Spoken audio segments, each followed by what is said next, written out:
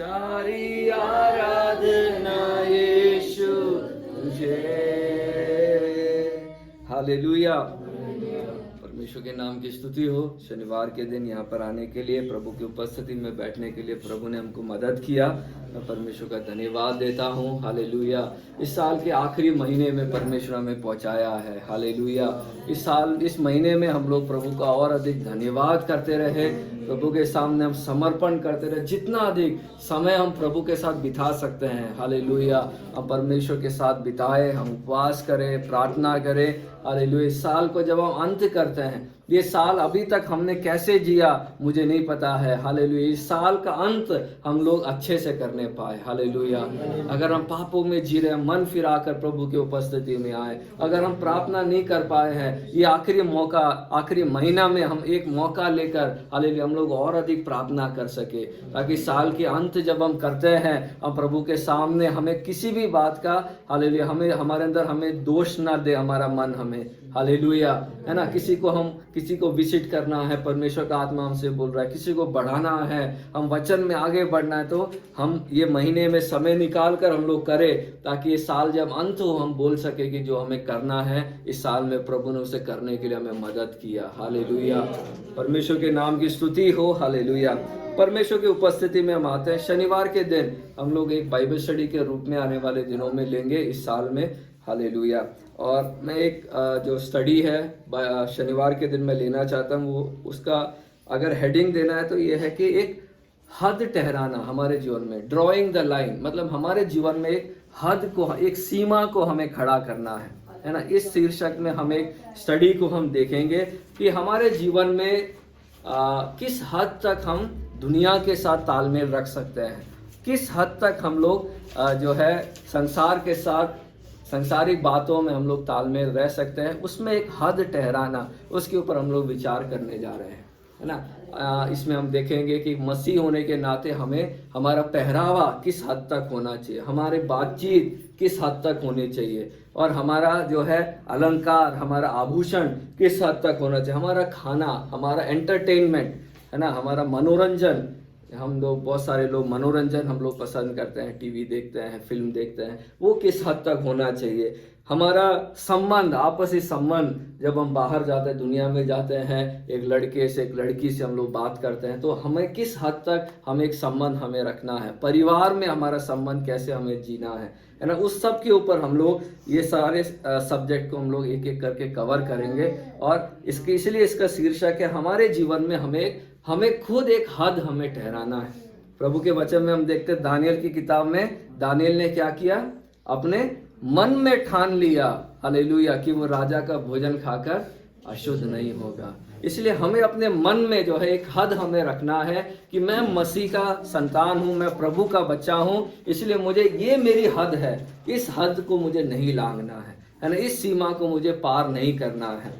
तो वो विचार, वो हम लोग सब्जेक्ट को हम देखेंगे, ठीक है, हम लोग डिस्कस करते हुए हम आगे बढ़ेंगे। तो एक पवित्र जीवन, है ना, पवित्र जीवन जो है थ्योरी का एक पवित्र जीवन नहीं, प्रैक्टिकली हमारे व्यवहारिक जीवन में हम कैसे पवित्रता को जी सकते हैं, उसके ऊपर इसमें हम लोग मनन करेंगे, है ना। थ्योरी हमने बहुत सारा सुना है कि हमें ये करना है, हमें वो करना है, हमें ऐसे नहीं जीना है, लेकिन जब जीने की बारी आती है तो हम किस हद तक हम लोग एक पवित्रता में चल सकते हैं, उसको हम इस सेक्शन में लेंगे। और ये है जो रियली जो है मैटर करता है हमारे जीवन में, जो कलीसिया में वास्तव में जो मायने रखता है, वो ये सब चीज है कि हम कैसे जी रहे हैं। हालेलुया, कलीसिया में हम आ रहे हैं, हम क्या बात कर रहे हैं, हम कैसे गीत गा रहे हैं, हम कैसे आराधना कर रहे हैं, वो सब एक जगह में है, लेकिन जो असलियत में मायने करता है, रखता है, वो ये है कि हमारे जीवन में प्रभु के वचन ने कितना प्रभाव डाला है। हालेलुया, जब हम कलीसिया में होते हैं तब हम सब मसीह होते हैं, लेकिन जब हम कॉलेज में होते हैं, जब हम नौकरी में होते हैं, हम स्कूल में होते हैं, हम अपने गली मोहल्ले में होते हैं, अपने परिवार में होते हैं, तब हम कितने वचन को जीते हैं, तब हम कितने मसीहत में चलते हैं, वो हम उस बात को हमको तय करना है। ये होता है व्यवहारिक जीवन में प्रभु के वचन का पालन करना, प्रैक्टिकली, ठीक है। हालेलुया, तो इसके बारे में हम लोग बात करने जा रहे हैं। दुनिया में हम देखते हैं बहुत सारे बाबा लोग हैं, बहुत सारे धर्म हैं जो अच्छे प्रवचन देते हैं। मैं इन दिनों में, पिछले दिनों में अनेक बाबाओं के प्रचार को मैं सुन रहा था। बहुत अच्छे से बाइबल में लिखा हुआ है वैसे ही वो प्रवचन देते हैं, है ना, कि हमको बीमारी को सहना है, हमको परेशानी को सहना है। ऐसे बाबाओं के पीछे घूमने से कुछ नहीं होगा, आशीर्वाद से कुछ नहीं होगा, है ना। महिलाओं के उत्थान की वो बात करते हैं कि आपको आगे बढ़ना है। बहुत सारे अंधविश्वास के विरोध में वो बोलते हैं, और कई बार मुझे लगता है कि हम जो बोलते हैं उससे बढ़कर वो लोग बोल रहे हैं।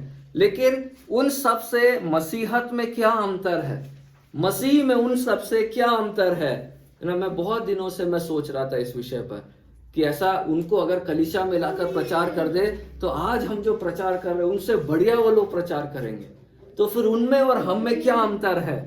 हालेलुया ना। जब मैं सोच रहा था आखिर में मुझे पता चला मसीहत में और दुनिया की बातों में क्या अंतर है, कि मसीहत क्या है, एक जीवन है। हालेलुया।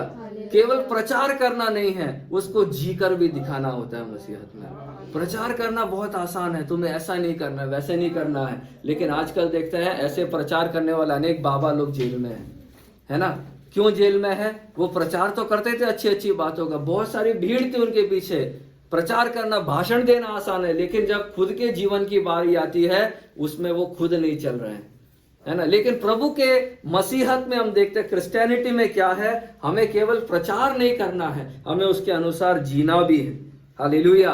तो ये जो हम वचन में हम लोग प्रवेश करने जा रहे हैं, ये केवल एक प्रचार नहीं है, एक भाषण, एक और भाषण नहीं है, लेकिन ये हमारे जीवन को परिवर्तित करने के लिए हमें इसके अनुसार चलना है। इसलिए हमें बहुत प्रार्थना के साथ आगे बढ़ना है। हालेलुया, है ना। क्यों हमें प्रार्थना करना है? क्योंकि पवित्र जीवन केवल पवित्र आत्मा ही हमें दे सकता है।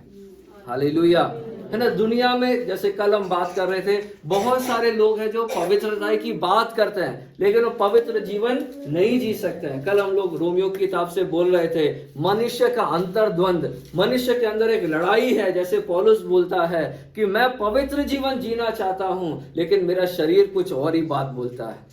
हालेलुया। मैं चाहता हूं कि मैं कोई बुराई ना करूं, लेकिन मेरा मन बुराई की ओर खिंचा चला जाता है। ये हर मनुष्य के अंदर का एक लड़ाई है, एक अंतर्द्वंद है। लेकिन मसीहत में क्या खासियत है? परमेश्वर ने हमें पवित्र आत्मा दिया है। हालेलुया। जो शरीर की बातों के अनुसार नहीं, पवित्र आत्मा की बातों के अनुसार चलने के लिए हमें ताकत देता है। हालेलुया। इसलिए हमें पवित्र आत्मा की जरूरत है। हालेलुया, है ना। पवित्र आत्मा जब हमें मिलेगा, हमें क्यों चाहिए पवित्र आत्मा?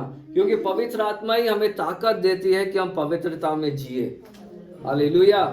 इसलिए हमें प्रार्थना करना है। जिन लोगों ने पवित्र आत्मा को नहीं पाया है वो लोग प्रार्थना करें, परमेश्वर मुझे अपने सामर्थ्य से भर दे। हालेलुया, है ना। हमें क्यों नहीं मिला है? शायद याकूब की किताब में लिखा है, तुम्हें इसलिए नहीं मिला है क्योंकि तुम बुरी लालसाओं के साथ मांगते थे। हम पवित्र आत्मा को क्यों मांगा होगा अभी तक, है ना? अब अन्य भाषा बोलने के लिए, या फिर कुछ और बड़ा है, बड़ा हूं मैं दिखाने के लिए, मुझे भी सब लोग बोल रहे हैं, मुझे भी बोलना है, इसलिए हमने मांगा होगा। लेकिन आज हम प्रार्थना करें, प्रभु मुझे पवित्र जीवन जीने के लिए तेरी आत्मा की जरूरत है। हालेलुया। प्रभु के वचन में लिखा है, जब एक पिता अपना बच्चा जब रोटी मांगता है वो उसे पत्थर नहीं देता है। हालेलुया। अगर ऐसा है तो तुम्हारा पिता अब जब तुम पवित्र आत्मा मांगते हो तुम्हें उससे कम कुछ नहीं देगा। हालेलुया। वो हमें पवित्र आत्मा भरपूरी से देने वाला परमेश्वर है। हालेलुया। आज हम लोग प्रार्थना करें, पवित्र आत्मा से प्रभु हमें भर दे। हालेलुया, ताकि हम पवित्र जीवन जी सके। Hallelujah, hallelujah. प्रेरितों के काम 2:37 जब हम पढ़ते हैं, देखे क्या लिखा है। जब पवित्र आत्मा उतरा तो क्या हुआ वहां पर? 2:37। अब सुनने वालों के हृदय छिद गए, हाँ। और वे पतरस हाँ। और शेष प्रेरितों से पूछने लगे, हाँ। हे भाइयों हम क्या करें? हालेलुया। जब पवित्र आत्मा उतरा तो सुनने वालों के मन छिद गए। हालेलुया। सुनने वालों के मन में चोट लगी और वो प्रेरितों से पूछने लगे, हे भाइयों हम क्या करें? हम कैसे सुधर सकते हैं? हम कैसे पश्चाताप कर सकते हैं? हालेलुया। इसका मतलब पवित्र जीवन केवल पवित्र आत्मा ही हमें दे सकता है। हालेलुया। एक व्यक्ति में उद्धार केवल कौन ला सकता है? पवित्र आत्मा ही ला सकता है।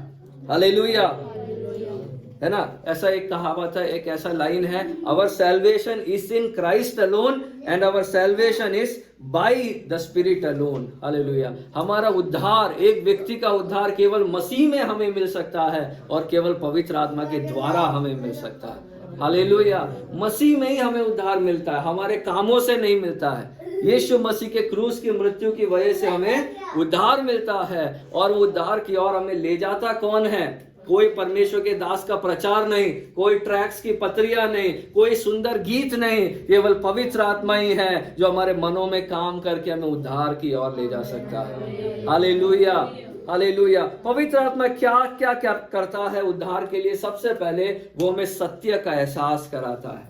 हालेलुया। हम लोग लिख सकते हैं, उसके लिए हम लोग प्रार्थना कर सकते हैं। पवित्र आत्मा सबसे पहले क्या करता है? सत्य का एहसास कराता है। हालेलुया, है ना, कि मैं जो कर रहा हूं वो गलत है। हालेलुया। यूहन्ना 16 का 13 वचन पढ़े। यूहन्ना 16 का 13।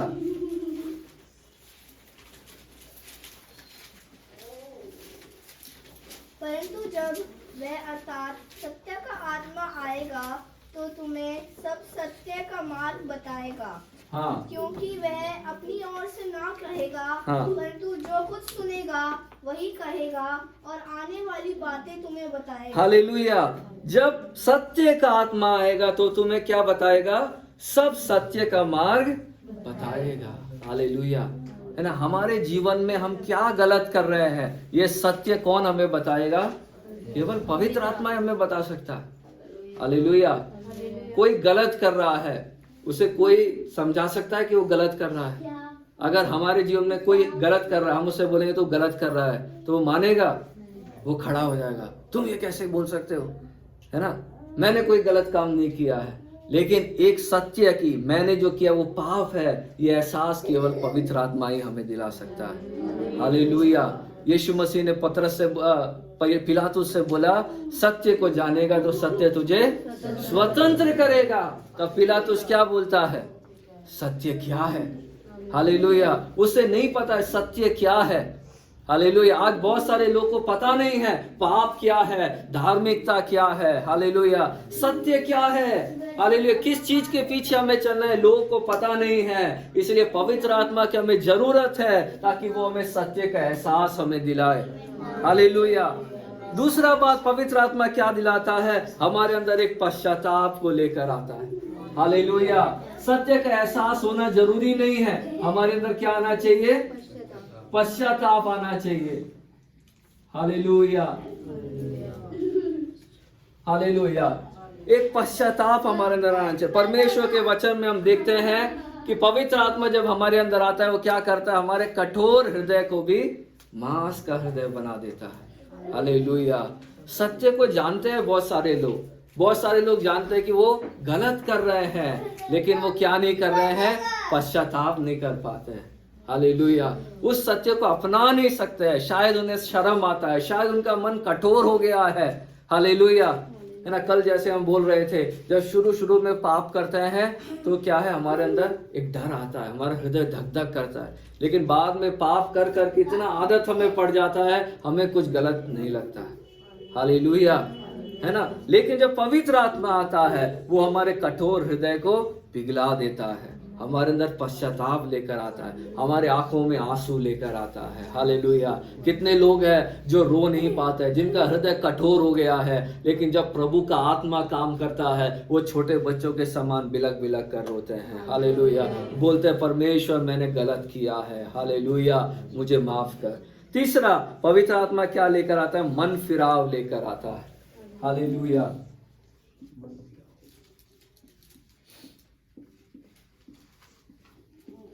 मन फिराव लेकर आता है। केवल पश्चाताप पछताने से नहीं होता है। हालेलुया। हमारे मन को बदलना भी है। हालेलुया। बहुत सारे लोग पहला और दूसरा कदम करते हैं। हालेलुया। बहुत सारे लोग को मैं व्यक्तिगत रीति से जानता हूं, हर सभा में आकर वो रोते हैं, हर सभा में आकर क्या करते हैं? आंसू बहाते, अरे प्रभु मैंने बुरा किया, लेकिन फिर अगले दिन फिर वही पाप में पाएंगे। हालेलुया। तो पश्चाताप खाली काफी नहीं है, हमारे अंदर हमारे मन को फिराना है, हमारे मन को बदलना है। अब दोबारा मैं ये पाप के रास्ते में नहीं चलूंगा। पवित्र आत्मा ही हमारे अंदर एक मन फिराव को लेकर आ सकता है। हालेलुया। और चौथी बात क्या है? ये रिपीटेशन, पवित्र आत्मा हमें याद दिलाता है। हालेलुया, हालेलुया, याद दिलाता है। ये सब चौथा में याद दिलाता है। ये सारे स्टेप दोबारा हमारे जीवन में आता है।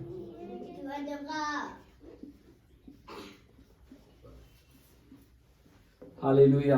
प्रभु यीशु ने बोला जब पवित्र आत्मा तुम पर आएगा तो मैंने जो कोई बात बताया है वो सब तुम्हें याद दिलाएगा।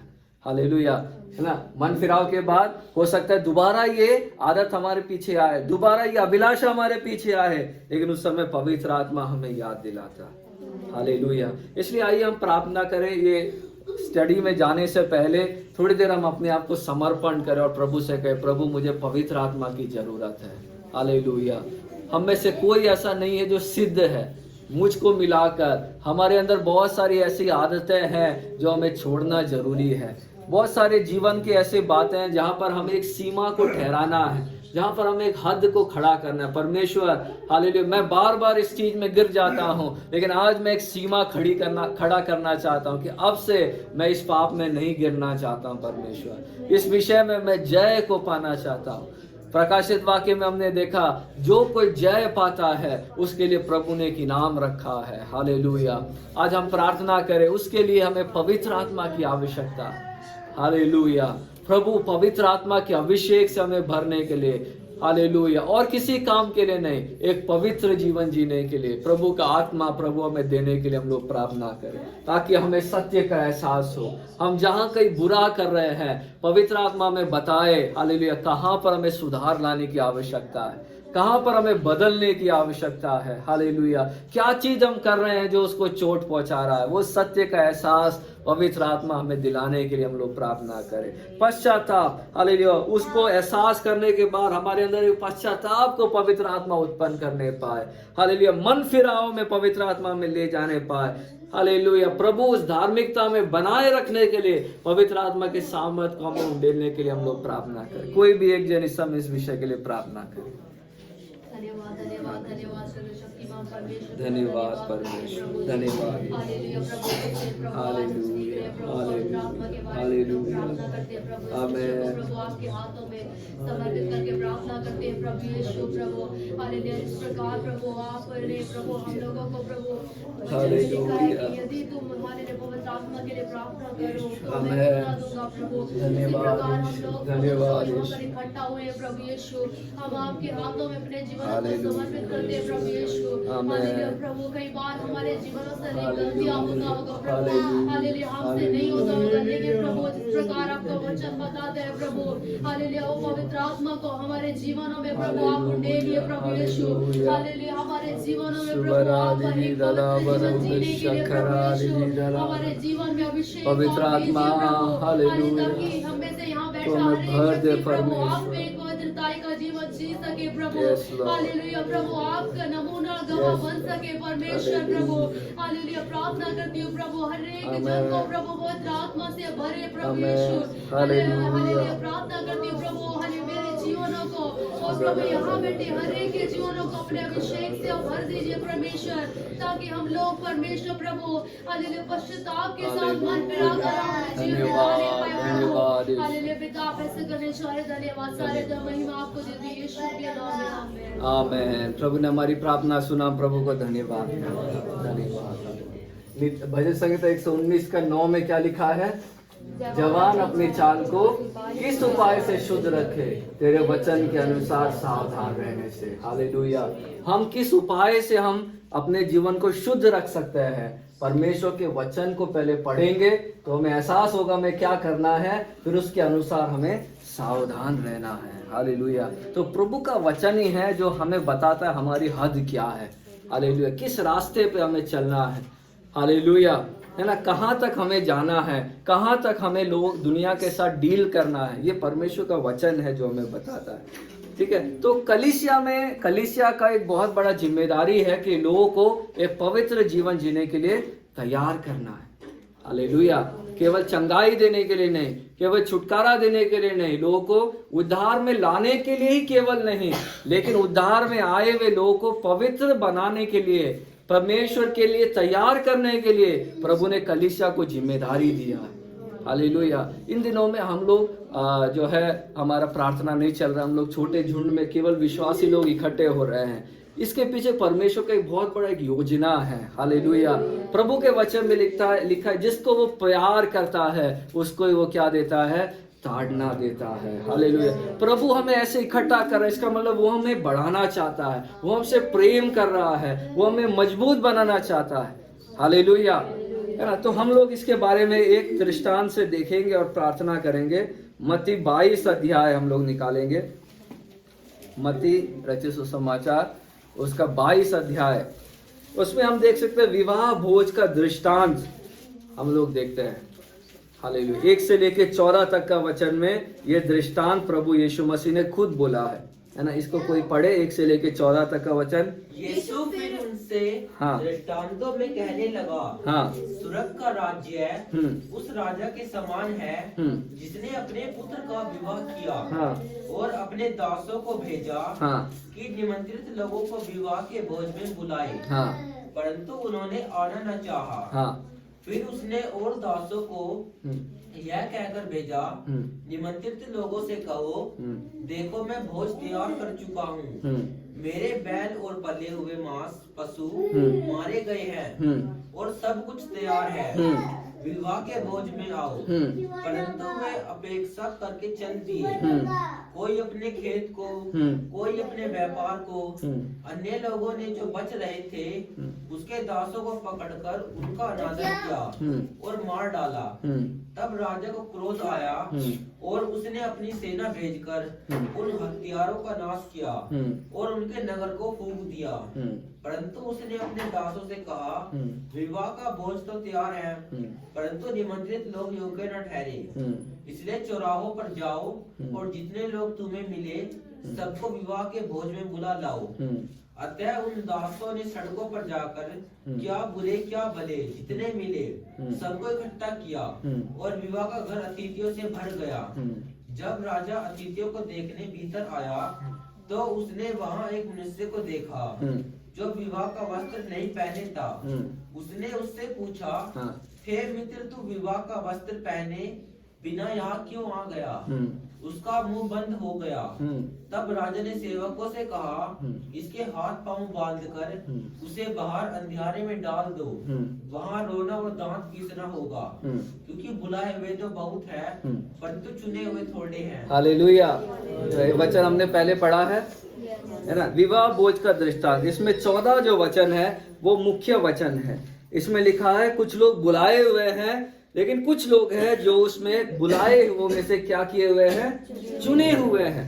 तो बुलाए हुए तो बहुत है परंतु चुने हुए थोड़े हैं। हालेलुया। इसके बारे में हम ये दृष्टांत को देख सकते हैं। बुलाए हुए कौन है, सबसे पहले हम लोग देखेंगे कौन है जो बुलाए हुए हैं। तो ये दृष्टांत में हम देखते हैं किस चीज का तैयारी यहाँ पर चल रहा है, विवाह का। हालेलुया। किसका विवाह है? राजा के बेटे का विवाह है ना। उसका दूसरा वचन में लिखा है, स्वर्ग का राज्य उस राजा के समान है जिसने अपने पुत्र का विवाह किया। तो एक राजा के घर में शादी है, तो शादी कैसे होगी? छोटी होगी, बड़ी होगी? हालेलुया। अगर यहाँ के जो है 2 कौड़ी के आदमी जिनका खेत बिक गया वो ऐसा बड़ी बड़ी शादी कर सकते हैं, तो एक राजा की शादी कैसे होगी? सोच के देखें, है ना। कितना आलीशान शादी होगा। एक देश का राजा है ना, उसकी शादी कहाँ पर होगी? उसके बेटे की शादी उसके राजमहल में होगी, है ना, उसके राजा के महल में होगी। सजावट को सोच के देखे, जरा कल्पना करे कितना बढ़िया सजावट वहां पर होगा, है ना। कितने लाइटें होंगी, कितने करोड़ों रुपए लगाएगा वो अपने बेटे की शादी में। और पकवान में क्या होगा? रोटी सब्जी होगी? क्या होगा?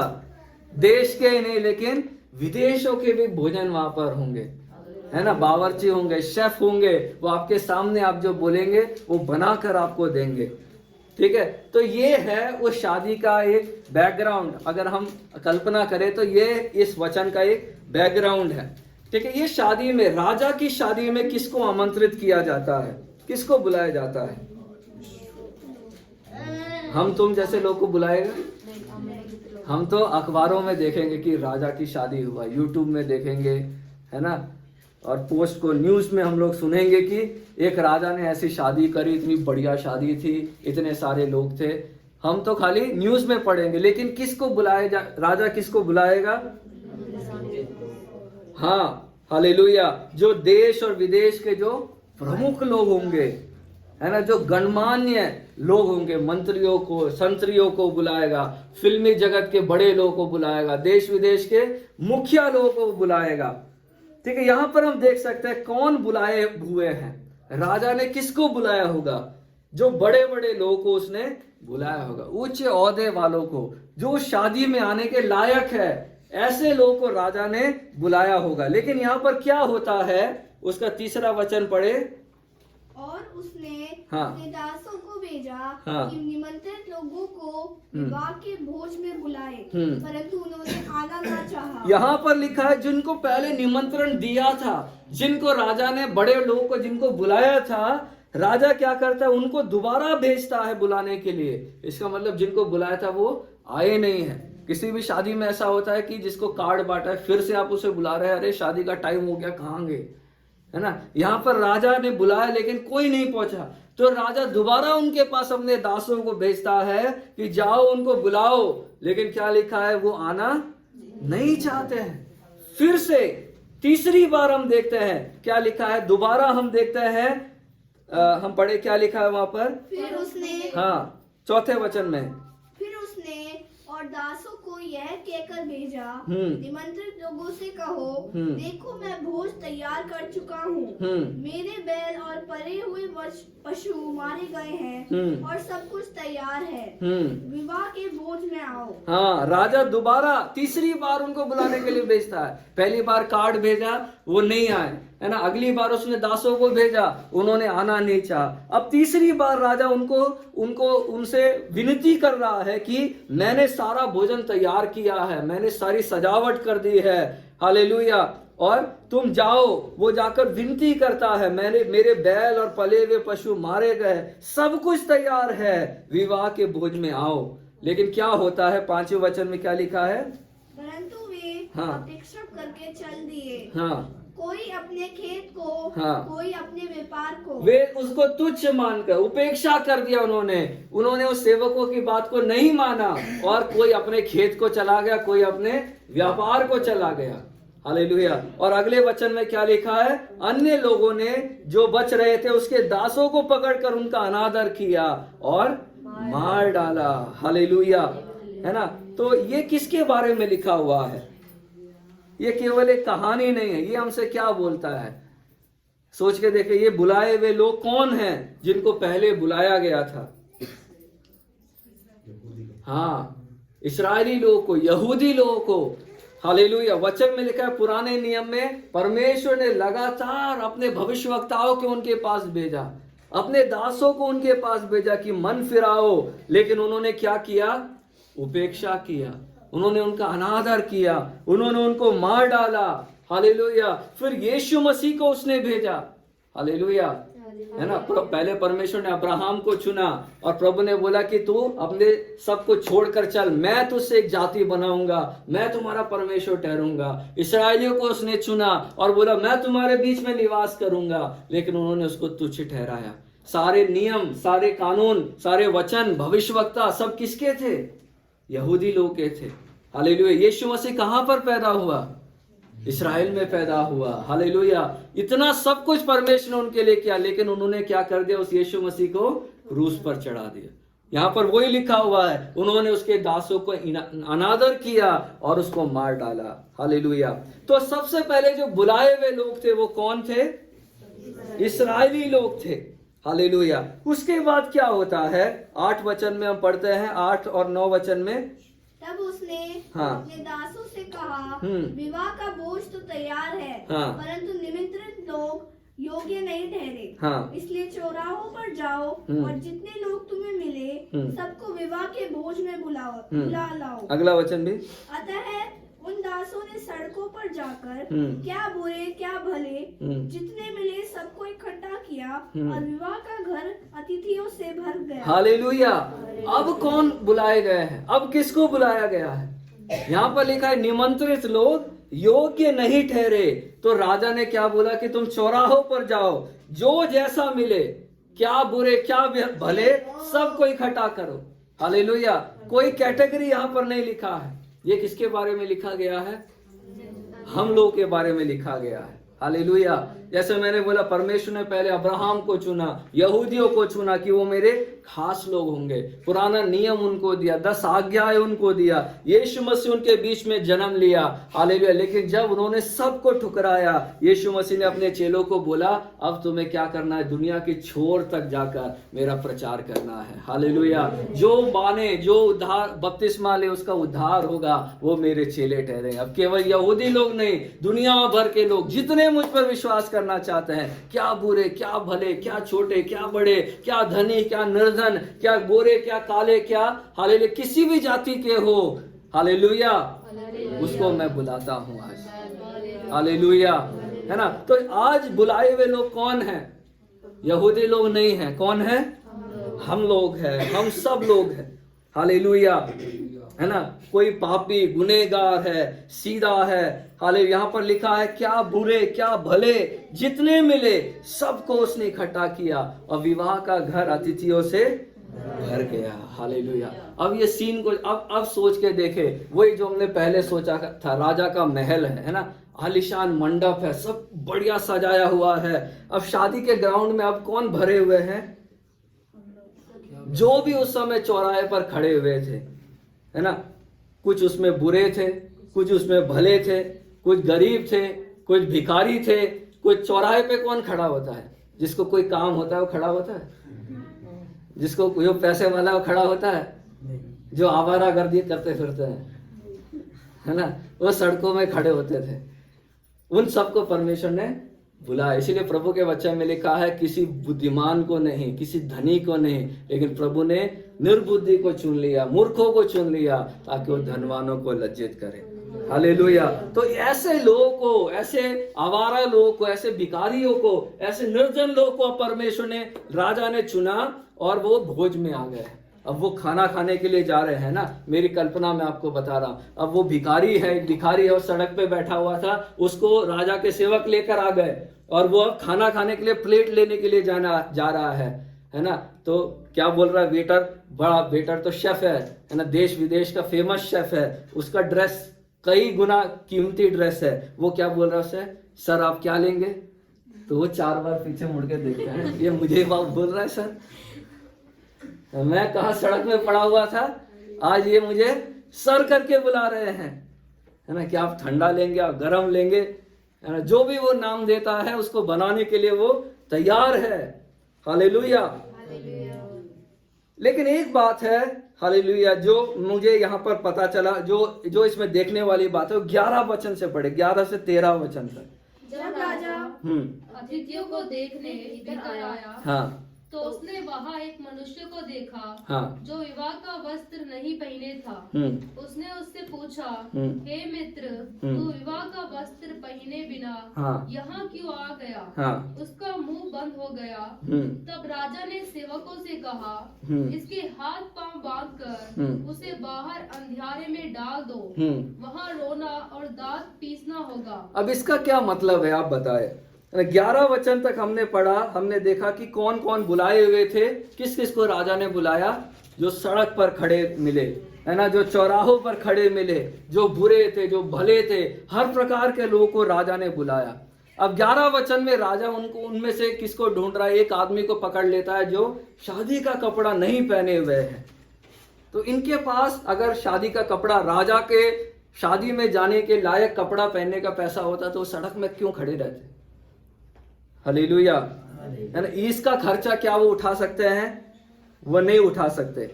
और उल्टा राजा क्या करता है? उसको पकड़कर उसको दंड देता है, क्योंकि वो कपड़ा नहीं पहना हुआ है। तो ये एक नाइंसाफी है ना। क्यों ऐसा क्यों हुआ है?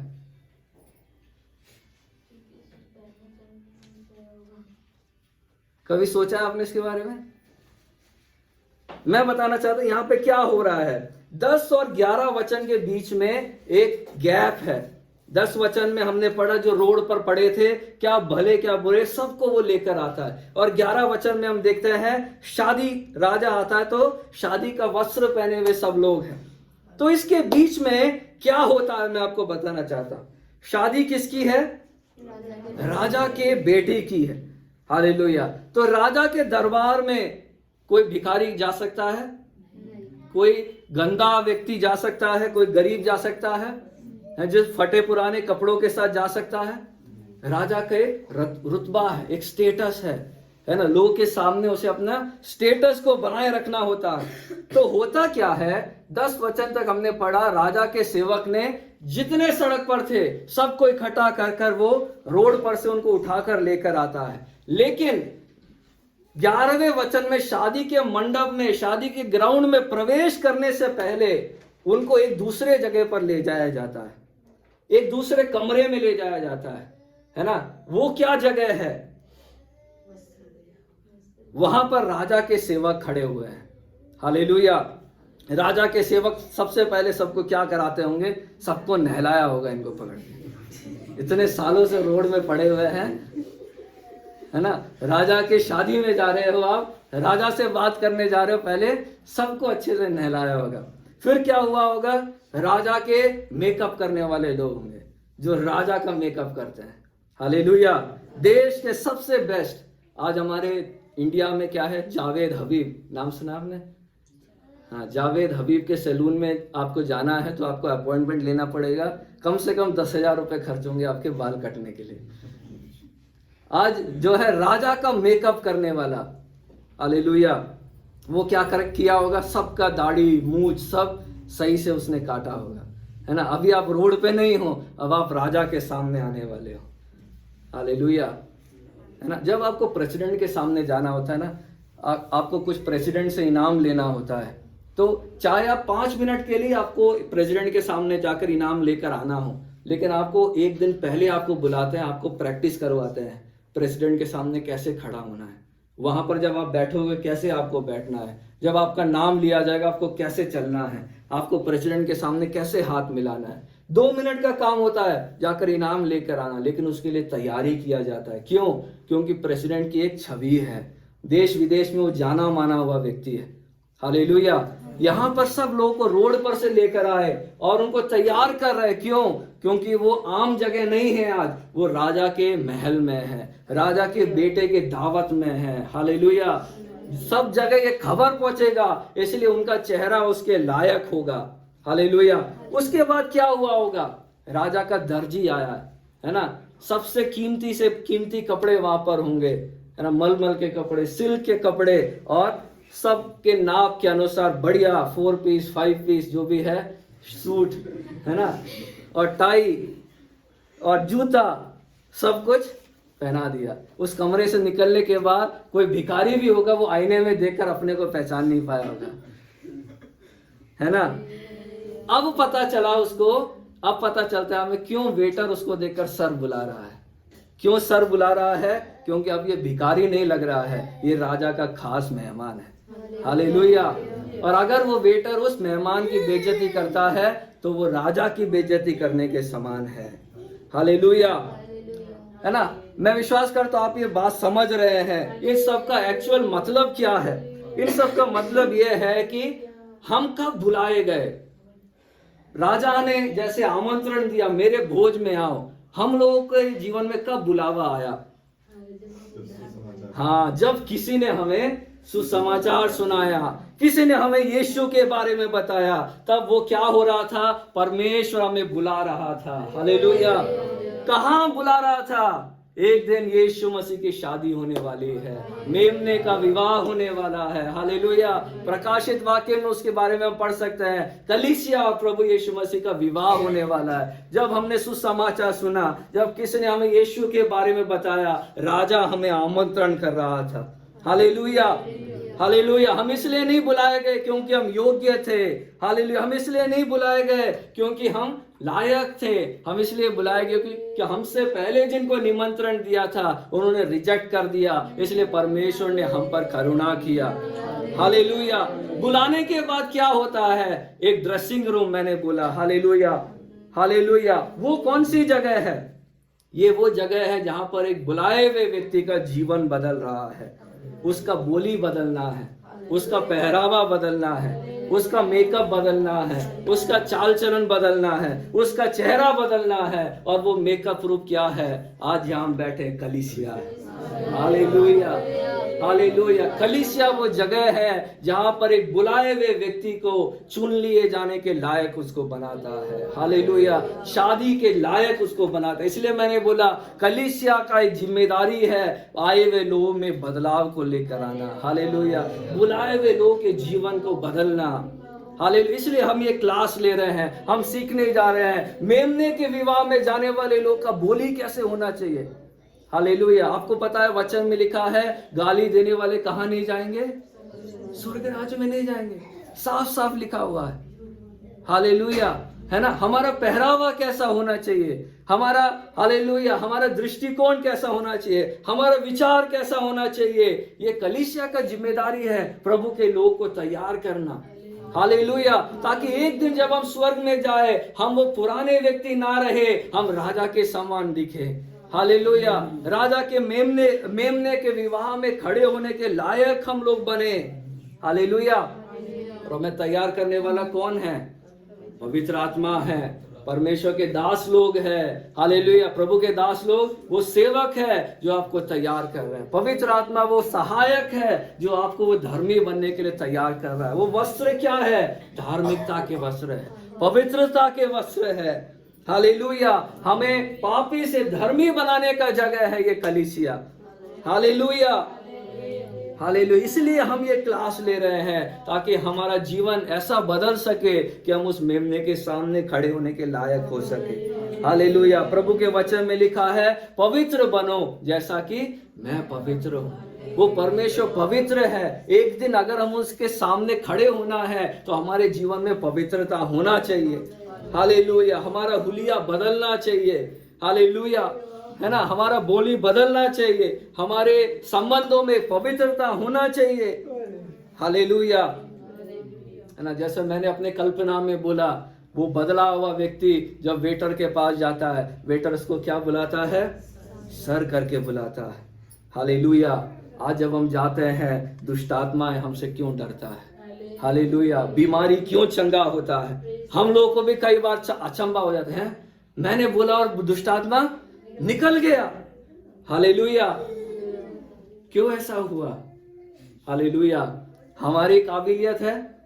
हम कौन थे? हम तो एक सड़क पे खड़े हुए भिखारी थे, लेकिन पवित्र आत्मा ने हमें यीशु मसीह के समान बनाया है। हालेलुया। दुष्ट आत्मा देखता है तो हमें वो पापी इंसान की तरह नहीं दिखाई देता है, उसको हमारे अंदर उसको यीशु मसीह दिखता है। हालेलुया, हम राजा के दुल्हन है, हम राजा के विवाह में जाने के लायक व्यक्ति है। Hallelujah, hallelujah, hallelujah. इसलिए यीशु मसीह ने बोला कि इस बात पर ध्यान मत दो कि दुष्ट आत्माएं तुम्हारे अधीन है। हालेलुया, तुम्हें इस पर ध्यान देना है कि तुम्हारा नाम स्वर्ग में लिखा हुआ है, तुम्हें स्वर्ग में जाना, इस पर ध्यान देना है। अगर इस पर हम ध्यान देंगे तो दुष्ट आत्माएं स्वयं हमारे अधीन होगा, बीमारियां अपने आप हमारे सामने दूर होगा।